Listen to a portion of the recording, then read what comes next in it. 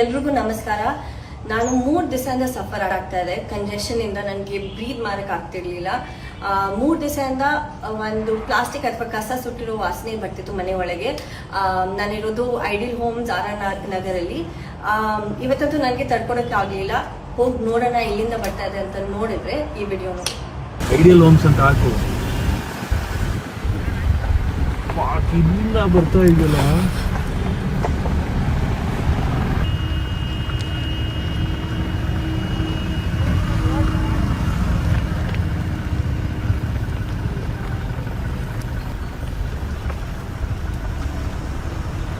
It's all garbage.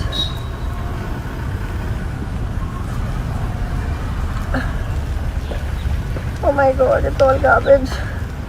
Look at this. In a residential area.